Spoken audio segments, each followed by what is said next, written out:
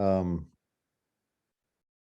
I think we're going to be recording it tonight for those that aren't able to be with us. But good to see Mr. Bertrand on. I made it back to Wichita, Tim, and had a wonderful meeting with Ulysses today. It's official. We finally installed him today. So I don't know what he's done before now, but he can really get after it now, I think. So just had a great time out in Ulysses this morning and made it back just in time to kiss on my granddaughters a little bit while they were heading out the door and ready for another meeting here. I know you all have had busy schedules, I'm sure as well.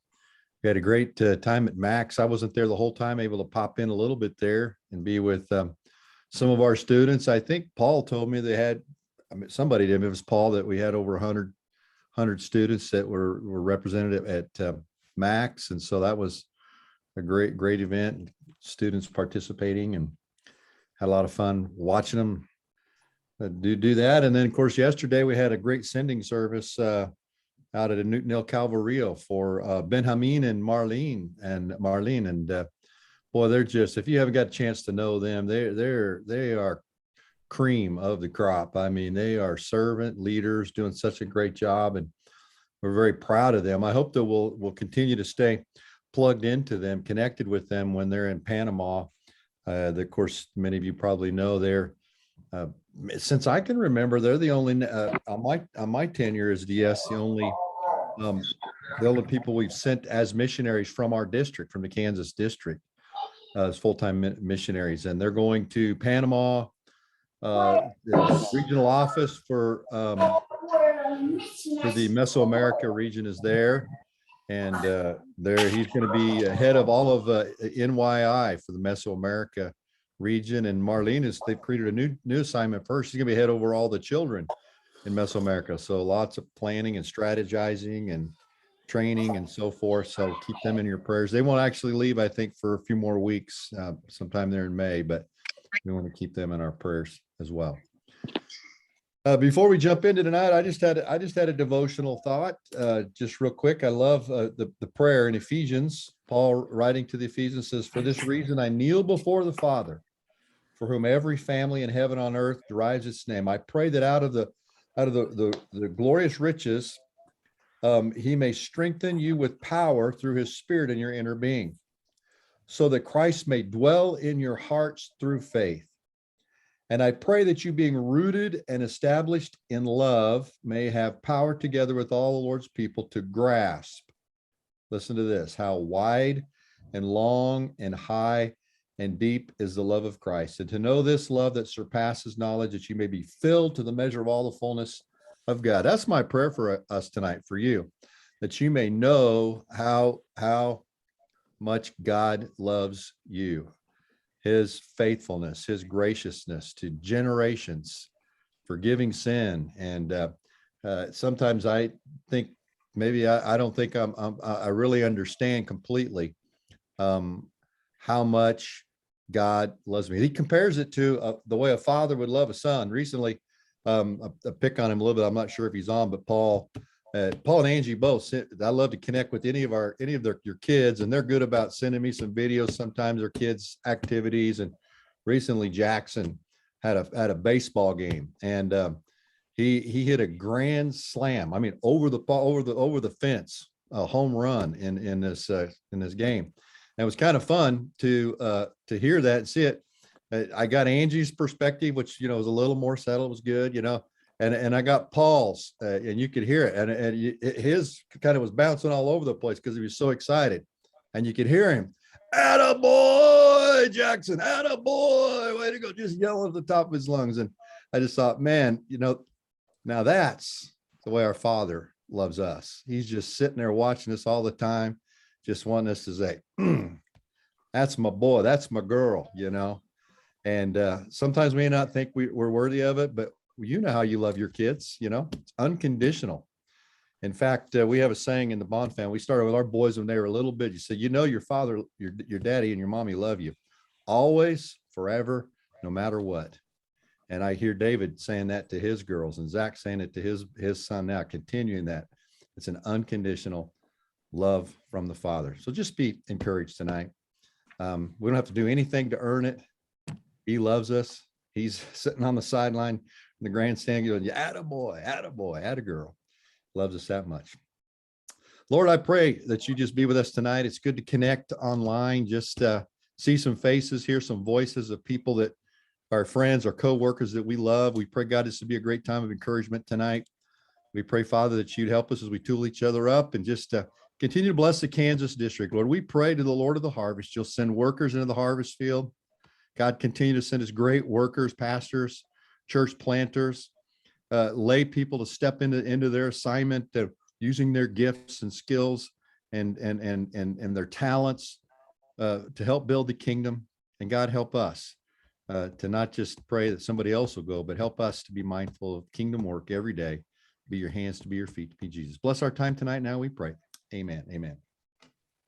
Well, it's good to have many of you. Some emailed me, they couldn't be here, so we did record it. We'll make it available because we wanted to kind of tool you up a little bit and answer some questions. And it was brought to my attention. I forget exactly who. There are several people that kind of said, I kind of miss the Zoom meetings we had, a little more regularly during the pandemic, because I got to see people all the time. Why don't we continue to do that? I think it might have been Jay Haas that suggested it too. I was like, well, that's a good idea. So I think our intent is to do this, maybe try to do this quarterly. We're going to do this meeting, and we'll probably do another one in the summer right ahead of assembly, just to kind of remind us of Equip Day and all the details there and stuff. But we thought it would be very good tonight with our new toolbox to kind of talk about that and then how we're going to do our reporting with that as well. So Jay is going to help us, and Angie's on as well. And so I'm going to turn it over to them. Incidentally, we do have another meeting for all our Spanish pastors, and we'll do it in Spanish. And when we meet the next time, we'll try to do it on Sunday night. We may flip flop and do a little later for the English and let the Spanish have the 8 o'clock slot. But anyways, they'll be on a little bit later. I'm going to turn it over to Jay, I think, to talk to us a little bit about the reporting. And then if you have questions, anything Angie can add to it, just we hope you'll be able to access it and starting to work with it. What I'm hearing is some good stuff about it, going to really help us. So Jay, go ahead and take it away. All right. Thanks for that devotion, Pastor Jim. But I think there is a caveat to the Father's love, isn't there? I think you have to get your end of year reporting done. Otherwise, you're in big trouble. No, that's not true. But end of year reporting. First of all, thanks to Angie. Angie's been working on getting the district toolbox set up. And this is going to help out, I think, quite a bit with reports to make them a little more accessible and everything in one place. And so we're going to walk through that tonight, and Angie's going to jump in and help out. But I'm going to share my screen here. And you should have received an email, about 2 weeks ago, Angie, about the district toolbox and the app to get into that. Has everybody set up their account already? Okay, so if you haven't, find that email that was sent out, and it walks you through just a few steps in getting it set up. And when you do get it set up, it'll look like what I'll show you here in a second. Let me just jump in and say, if you can't find that link, just email Angie back so you can get it, because it's pretty important to get that if you haven't got it downloaded yet. Yeah, so can you all see that screen? Yes, we can see it. Okay, so I'm going to back out and go into it here again. So there's the URL right there, the app, ksnazarene.org. And when you come in, shoot, wasn't supposed to go that far. Sorry. One more time.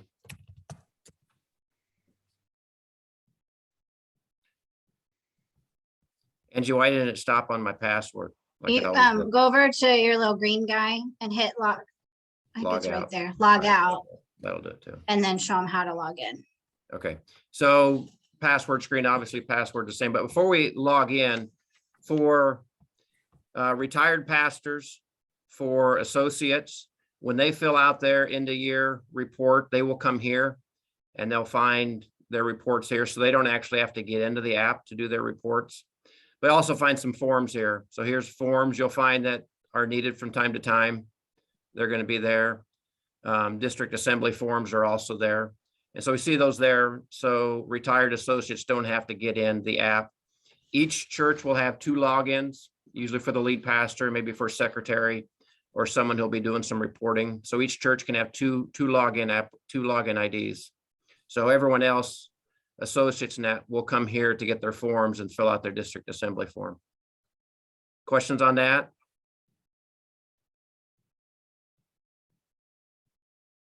Okay, we'll log into the app here. Okay, once you get into the app, three tabs here. First of all, the dashboard is where we're at. You'll see once you set your app up originally, there's some basic church information you'll put in, which you'll see there. You'll have access to all of your district assembly forms, which we typically mail out, and you download them in a Microsoft Word and send them back in. Last 2 years, we've done the Google Docs and send them in that way. But all those are going to be here now. So there'll be no other forms you'll have to go fill out somewhere else. You'll find them all here. So you see the 8 forms here that are needed. The little red X here means they have not been submitted yet. So as you submit them, you'll get a check mark, which means they're all done. And so here's all your district assembly forms. All right there for you. Attendance, we're not doing that yet, but when we start doing attendance, it'll track the attendance here in the app. And then the annual statistics. So last year for 2021, what was reported in APR is listed there for us. Last thing, when you get your delegates in, they'll show up here. And Angie, I'm not sure what the significance of that is. Once they show up, is that so that you can get voter ID and stuff for when they do vote? Like when you send your delegates in, they'll be all set up here with the voter IDs. And so you can communicate those voter IDs to your delegates so they can then vote during assembly. Anything else you want to add to that voter ID, Angie? Nope, you'll be able to give them their voter ID. They still have to be on the premises when they vote. They will be disabled as a delegate if they do not check in the delegate table. So they still have to check in. So those voter IDs won't work if they don't check in. And if you have to seat an alternate, you can do it through this. You don't have to, not something that we have to do. So you'll give them that voter ID and then they'll be able to vote on this app.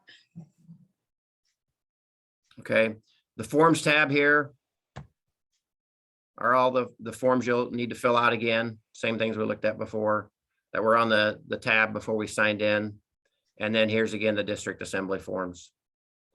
Important note, one thing I didn't talk about is for associate pastors and retired pastors, if they don't come in here and do their report, then they will not be registered as a delegate and will not be able to vote. And so it's important that they get in here and fill out their annual report. Otherwise, they won't show up at registration time and they won't be able to vote. Questions on the app? It's really pretty simple. Makes things very easy. I think everything's very central, going to make things better for us. Questions?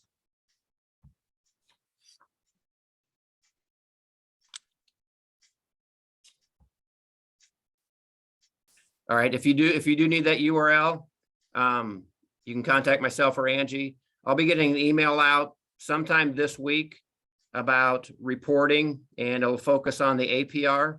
So I was going to hit that really quick too, but I'll put both URLs in that email I'm going to send out, one for the app and then for APR too.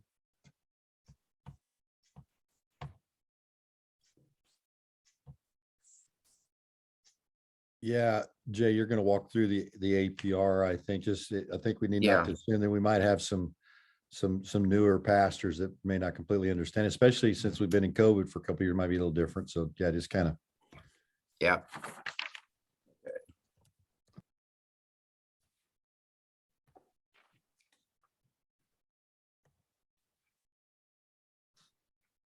Okay, so can you see my screen still for APR? Okay, first note for APR, if you're a new pastor or if you've recently changed churches, you'll need to get a hold of me so that I can give you access to fill out the APR for your church. Otherwise, you will not be able to. So send me an email and let me know that you're new, and I'll get you set up for that.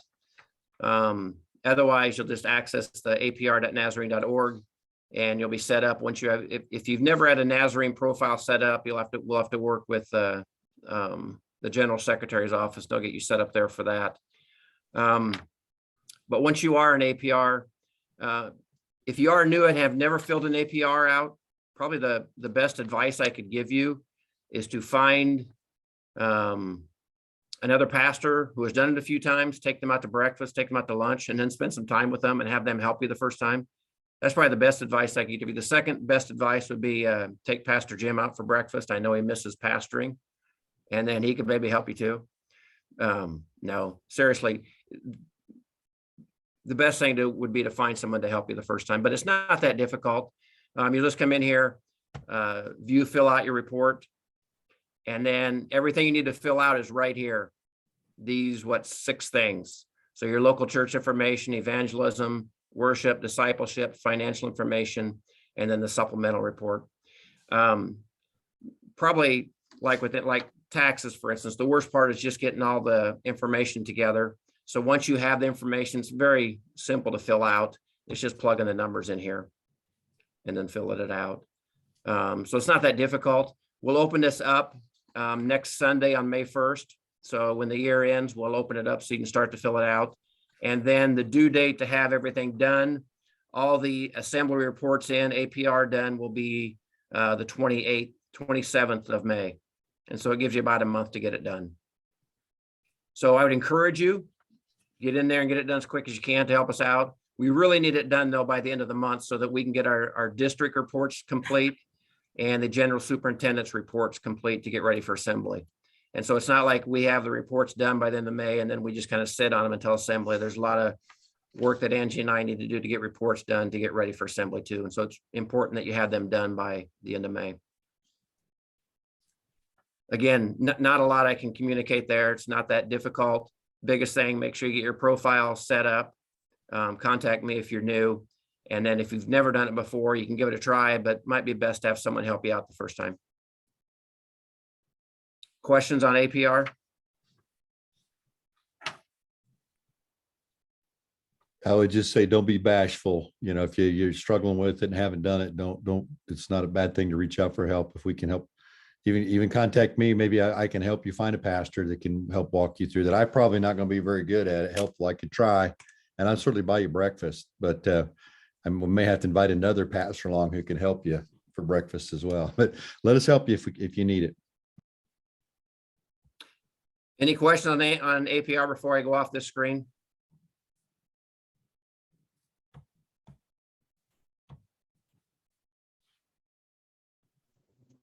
Okay, that's all I had. Hey, Jay, I got a quick question for you in regards to the, what do we do with the new church plants and the PACs? Typically, both of those would be under the mother church. And so you would typically fill it out on the mother church reports, but you don't have to.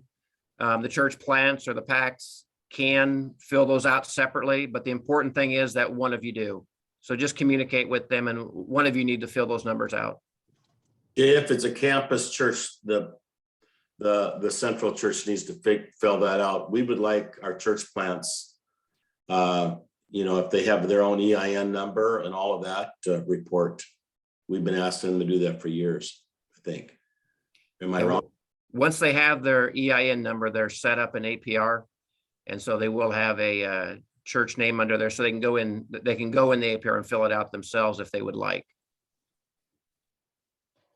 Okay, I might be the only one that just because I don't think I have access to the New Beginnings one at Scott City. I might need to have you give me access to that one then.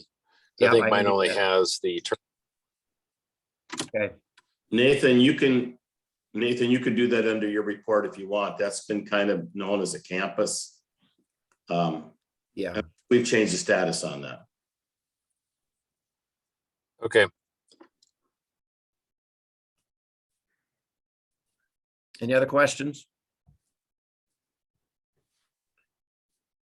Easy peasy lemon squeezy. Yeah, well, as you get into it, dive into it. Don't get frustrated if you run into roadblock or something or having trouble.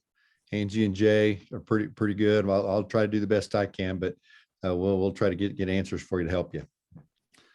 Let me just say, additionally, we are planning for assembly to be very similar that we've done in the past, where we're going to try to do most of our church reporting with a video that we can make available from each church, as well as a one-page report. I think I put that in the last newsletter. And what I'd like to do, we haven't set them up yet, but I'd like to set up just some time in May and maybe into June, depending on when we can find the time for the mission areas to gather. And maybe we can just do those couple minute reports that we can then make accessible. People like to hear, they want to go online and access them and can listen to the reports of each individual church, as well as a one-page report from you as well. And I just try to prime the pump a little bit. I think it's just nice to hear and get ideas from other churches, maybe something that's worked well. So if you have maybe an outreach event that you did that you'd like to just highlight, say this is something that was really successful and here's why, or maybe another opportunity, just a testimony of life transformation.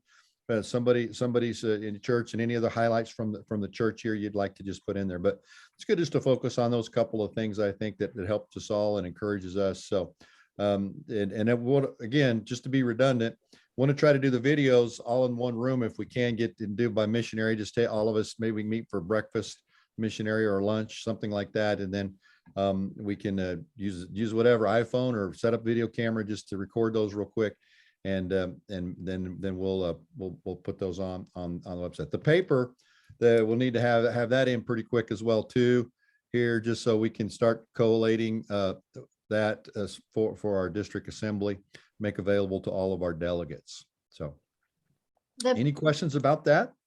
The written paper is part of, it's on the toolbox. It's one of the things they have to do on the toolbox. Okay. Yeah. Good to know. Yeah. Great. Thank you. All right. No questions there. Let me see what else I had here. Oh, just well, before we move on, I would like to, since we're talking about assembly, and I think Scott Powell, you're on here. I'll try to talk a little bit. We're planning for a great day on Saturday, Equip Day in Junction City. Again, the way we're set up we'll start assembly on Thursday night, the 29th, I think that is, of July. It's the last weekend of July in Junction City. And we'll start with my report on Thursday night. Friday morning will be the NMI convention. We'll do all the business of the assembly in the afternoon. And then we'll have our ordination service on Friday night. So hopefully get most of the business of the assembly done, not so you can go home early, but so that we can go to Equip Day. On Saturday, we've got a couple of keynote speakers that we've got coming, some plenary sessions. One is a combined session with Mark Bain and Selena Freeman. Selena, it was on the Joplin district and has one of the largest churches on their district now. I think they've got several campuses. She's a wonderful leader. We celebrate her. It's wonderful to have our lady clergy. We're trying to provide more opportunities for our ladies to plant churches and to be senior pastors in churches. And so I think she'll be a wonderful voice for us to hear from, combined with Mark. They're going to kind of do a combined thing on evangelism and church planting. They'll have some breakout sessions as well. And then the other plenary speaker we have is Reverend Kevin Donahoe. Reverend Kevin Donahoe is our new senior pastor at College Church there in Olathe. And he's just, they're really seeing some good days already in his ministry. And the focus there will be just on developing a missional minded culture in your church, developing a missional minded culture in your local church. And then we'll have some other breakouts and stuff.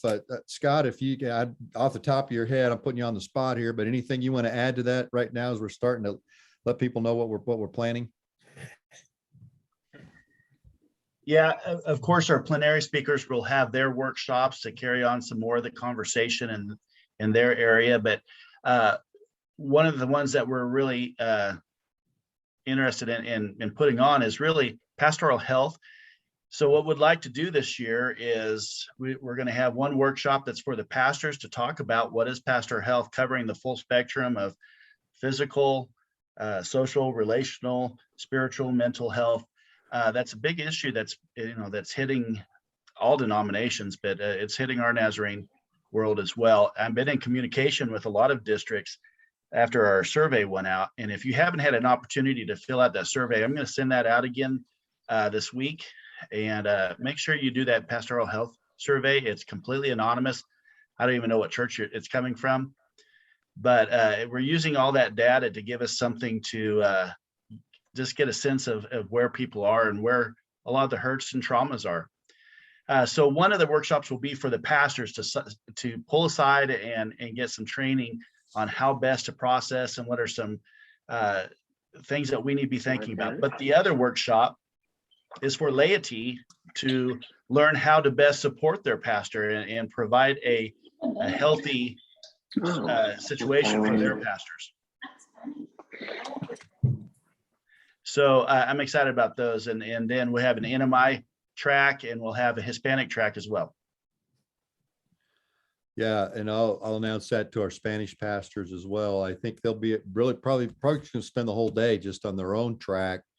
We're spending some money to bring in, I'll mispronounce his name. Maybe Joel, you're on, you can remember the last time, but I think it's Pastor Elias Bentenoy. I starts with a B and I can't even remember that. Do you remember his name? Yes. Bentenoy, the guy from Mexico. Wonderful guy. Yes. Yeah, I think he pastors one of the largest churches there in Mexico City. He's on the general board. So I've met him. We can't talk a whole lot because I don't speak much Spanish, but I just know he's a wonderful leader. So Ismael's pretty excited to bring him on for all of our Spanish folks. So they'll be training as well on Equip Day.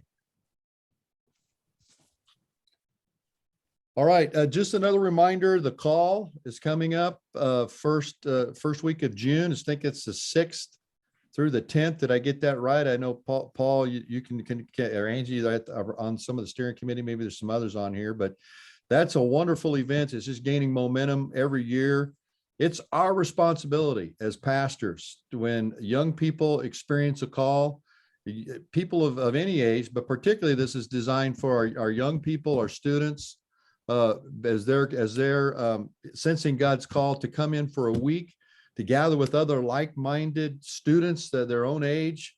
I think it's just for juniors and seniors in high school. Is that correct, Paul? Yeah, I see him shaking his head. So if you have any young people that haven't signed up yet, we're scholarshiping that too. We're trying not to do all the scholarship, but we're making it pretty easy for them to go if they want to go. We feel like it's important for them to have a little skin in the game, so they'll be there and be all in.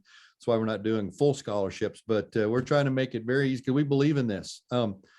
You're going to keep hearing me say this. I'm just shocked at the statistic that Dr. Reeder, our regional director, spoke to us a month or so ago that, and you've heard me probably say it before, that 70% of our pastors in the Church of the Nazarene are over the age of 50.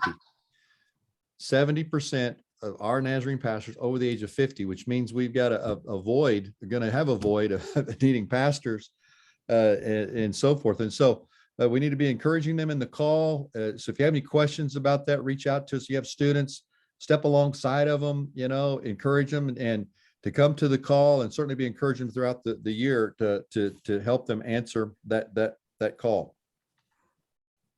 Any questions about that?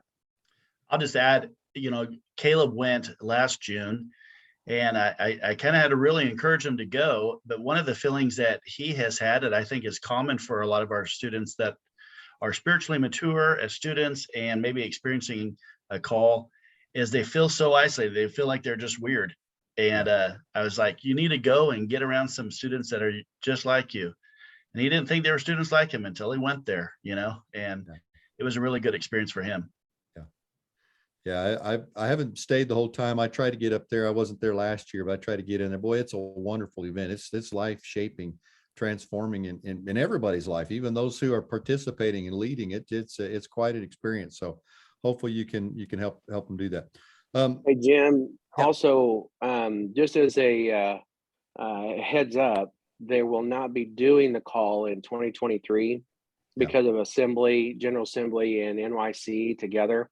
So if you have someone that's already a junior that is leaning that way, it's kind of they need to have a sense of urgency about it. They can do it after their senior year as well, but Yeah. you might as well get it done now because they will not do it next summer. Yeah, well said. Yeah, thanks for that. Anything else anybody wants to add there that? Okay, I've been trying to get some information too out about the vote that's coming up this summer for the value them both amendment. This is something we want to get behind. I did have a question for a pastor, somebody called and said, can we put signs in the front yard, that kind of stuff. And I just technically, I don't think we can put, candidates, people running for office is probably for us to stay away from, but I think we need to show support any way that we can, whether you put, value them both in the front yard of the church. You don't have to do that. Obviously, I'm not telling you have to, but you can if you would like, if you ask that question. But we have we sent the email out. I think the April newsletter, go back and look if you haven't. There's several opportunities to learn more about this and how you can inform your congregation, people in your community to get out and vote. I think that's coming up in August. I didn't have the details in front of me. And so you'll probably hear a little bit more about it at Assembly too, because it'll be right before it is. All right. What I hear you say, Angie, what date? The 2nd? Yeah, August 2nd. August 2nd. So that'll be, well, that's like the Tuesday right after our Assembly. So we'll want to say something there as well. All right, I think those are the things that I just had on my mind that I wanted to just share with us. Before we end in prayer, and there's a few prayer requests we have I want to mention. But any questions, anything you have that you would like to ask while we're all online here? Anybody, Dan, need to say anything? Anybody has anything to say? Let's just do that real quickly. Any questions? It's just good to see everybody online again. Yeah. And we're not fighting COVID. Yeah, that's right. You said the 5-letter word. We're not saying that word anymore, Dan. Yeah, I don't always know of all of the needs that we didn't want to be praying for, but I want to just in a time of prayer, in closing, Dan, I'm going to ask you to pray for us in just a second, but let's continue to lift those up. Sometimes I hear after the fact that they've had a physical challenge. It's good to see Terry online. Terry, I know it's been a little while, but you had some recent surgeries, and so we want to continue to lift Terry up. Terry's out there in Severy. We love you, brother. We love you, brother, love, and we're praying for you. John Philippi, want to continue to remember him in prayers. He's last I checked, bouncing back from the back surgery, and pretty much he's said all along he's pain free from that surgery. It did what it was supposed to do, and he's been recovering from the actual surgery and still probably continue to do that. But let's keep John in our prayers. I just kind of an unspoken one that one of our pastor's wives has a health consideration that could potentially be something a little more serious. We're hoping not, but we don't know yet. And so let's just remember one of our pastor's wives unspoken until we're able to communicate that. And then I got a shocking phone call from brother Richard Woods. Richard, we just about lost Richard Woods last weekend. Friday, he was in the kitchen and felt lightheaded and stepped to go to the couch and just collapsed, fainted. He woke up when he hit the ground, thank goodness. Couldn't breathe, he said, and he was able somehow to get his wife's attention. She called the emergency people. They got there real quick and saved our brother's life. They got him to the hospital at Wesley. They found out he had he called it a pulmonary saddle, like a pulmonary embolism. And so it was in the veins, I think, that block the flow of blood to the lungs. I can't remember if it's artery or vein, one of those. But they found it with a CT scan. They were able to go in not as invasively through the vein and suck that. They had a blood clot. He said when they put it all together, they brought it out in pieces. It was the size of a ping pong ball. And he said, it was by the grace of God, a miracle that I'm still here. The doctors told him most people don't survive this one. And so he's home recovering. He's not on tonight. At least he told me. I don't see him yet, but I don't see everybody. But let's keep Richard in our prayers as he's continued to heal as well. Yeah. Hey, Pastor Jim, you shared with me, I know, and we've been praying for our brother Charkey. He used to be on our district. He's Right. down pastoring in Texas now, but he's home now. Right. Long story short, he fell off a roof, had a really bad fall, just exploded his L3. And the 6 or 7 doctors told him as well. He said, it's a miracle that you're not paralyzed. It just shards of bone very, very close to his spinal cord. And so he's home now, and he's in good spirits, but oh, did you freeze up on us there a little that bit? accident. Yeah. Yeah.